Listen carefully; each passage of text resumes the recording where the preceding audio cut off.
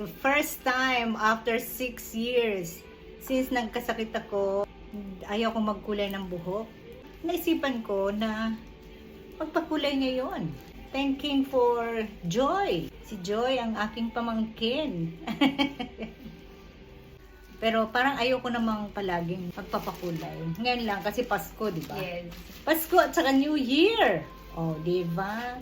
Thank you, Joy. Welcome, Tita. You're beautiful now. Wow. Much more beautiful. Your husband will get shocked. We'll see you after.